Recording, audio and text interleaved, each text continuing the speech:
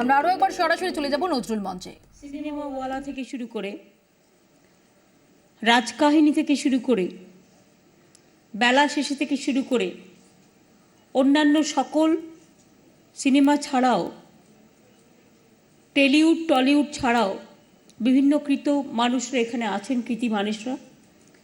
এবং আপনারা জানেন যে আমাদের সরকার এখানে প্রতিষ্ঠিত হওয়ার পর থেকেই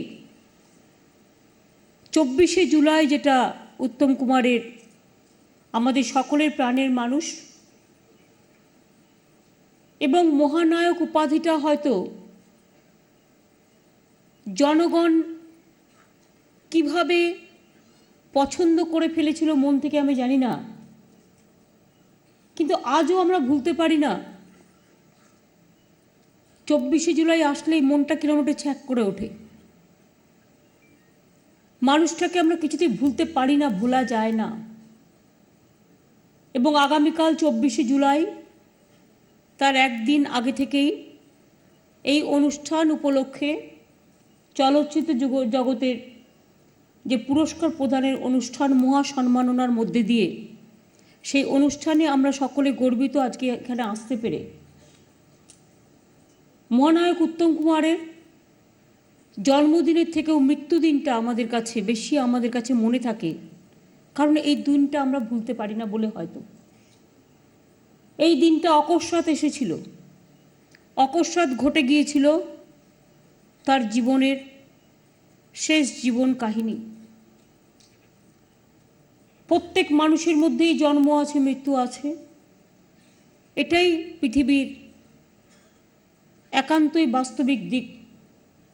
কিন্তু তবু কিছু মৃত্যু,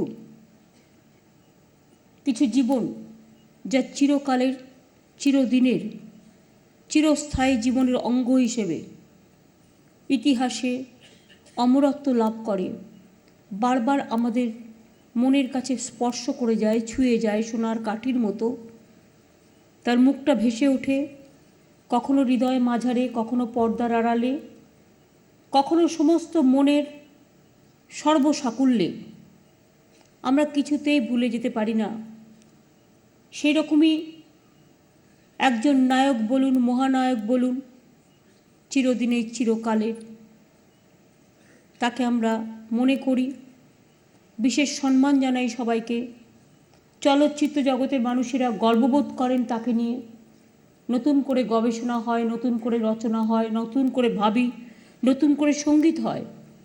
এই যে বাপিদা আজকে এখানে এসছেন, মহানায়ক উত্তম কুমারের শেষ ছবি ওগবধূ সুন্দরী, তার গানের রচনাও, সেই গানও ছিল বাপিদার।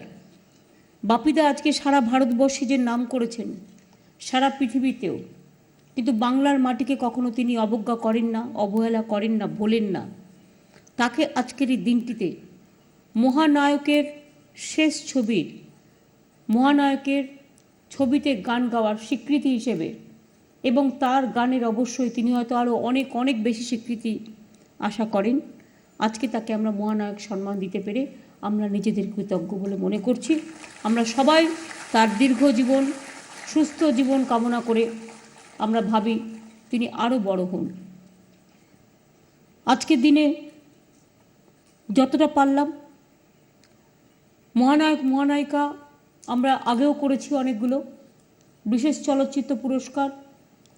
যখন লিস্ট তৈরি করতে হয়, দেখছিলাম কোনোটাই আর পাচ্ছি না হাতের কাছে খুঁজে, কোনটা বাকি আছে। তারপরে আমরা এবছর থেকে চলচ্চিত্র বছরের সেরা পুরস্কার, এটা আমরা এবারে বেছে নিলাম।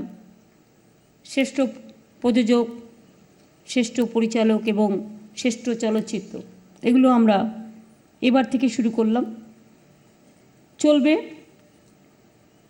আমরা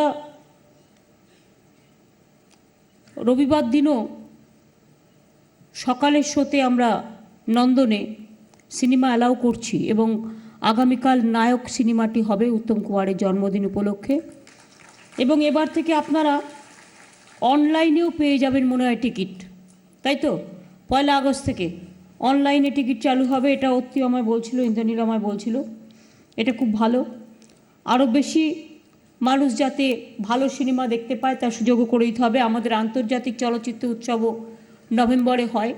গৌতম দা এবং সকলেই আছেন, তারা ভালো করে করবেন এটা আমি বিশ্বাস করি। বিশ্বমানের ছবি, বিশ্ব সেরা, বিশ্ব বাংলা দিতে পারে। আমাদের টেকনিশিয়ান যারা আছেন, কলাকুশলী যারা আছেন, তারাও অনেক কাজ করেন। তারা না থাকলে হয়তো আমরা ভালো করে এত কাজ করতেও পারতাম না। তাদেরও মেডিক্লেম করা হয়েছে এবং টেকনিশিয়ান স্টুডিও হয়ে গেছে। প্রায় 22,000 কলাকুশলীদের আমরা মেডিক্লেমের আওতায় তারা সুযোগ সুবিধে পাচ্ছে। আমি এখনও মনে করি আপনাদের সবাইকে নিয়েই, এই টলিউড এবং টেলিউড শিল্পী কলাকুশলীদের সকলকে নিয়ে সবাই ভালো থাকুন, সুন্দর থাকুন। আর আজকের দিনটিতে উত্তম কুমারের পরিবারেরও গৌরবরা সকলে এসছেন, মহুয়া এসছেন, সুব্রতারা এসছেন, তরুণ কুমারের পরিবার, উত্তম কুমারের পরিবার। আমরা খুব খুশি হই। সুপ্রিয়াদি বলছিল আর কতদিন আসবো, আপনি কেন আসবেন না, ঝগড়া করি প্রায়। এই যে সবাই আসতে পারে এবং আজকের দিনে যারা নবীন প্রজন্ম, যারা আজকের দিনে ভালো করে চলচ্চিত্র করছেন, টেলিউড টলিউডে ঢেলে কাজ করেন, সঙ্গীত থেকে শুরু করে সর্বত্র, তাদের উপস্থিত থাকা প্রয়োজন এই কারণে, কারণ আজকের দিনটা তো আপনাদেরই ডেডিকেটেড করা হয়। এই যে যিশু তো আজকে, যে ছোটো যিশু, সোহিনী, ঋতুপর্ণা কিন্তু চিরকালই লেট, জানেন তো। আজকেও টাইমেও আসতে পারেনি, কিন্তু আসবে একটু পরে, এটা আমি বিশ্বাস করি। সুতরাং টাইমের মধ্যে এসে নবীন প্রজন্ম এবং সিনিয়র প্রজন্ম এবং জুনিয়র প্রজন্ম দুটোর মধ্যে যে ধারাবাহিকতা, সেটাও কিন্তু আজকের দিনটাকে কেন্দ্র করে গড়ে ওঠে। এই ভিত্তিটাকে কোনো দিন কেউ নষ্ট করবেন না।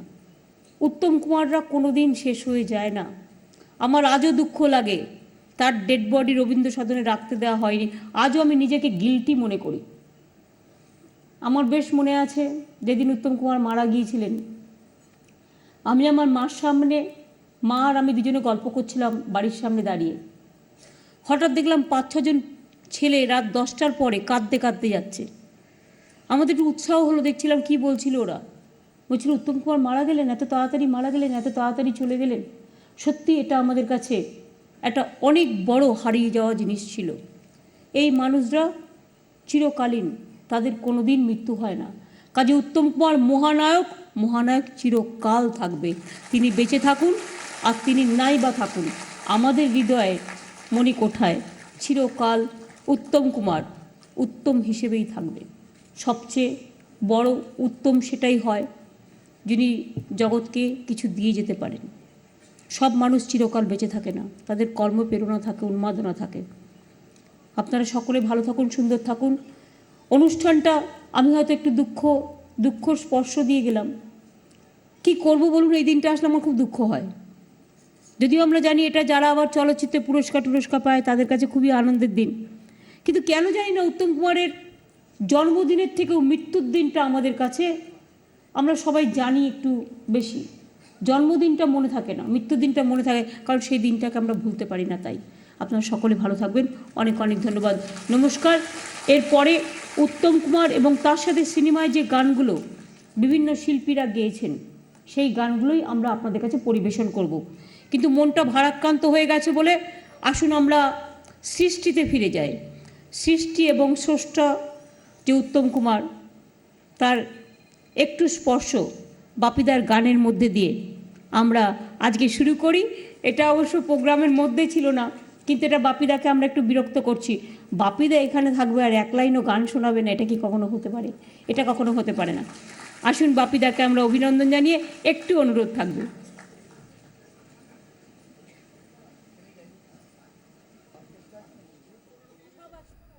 আমরা তখন সরাসরি ছিলাম নজরুল মঞ্চে।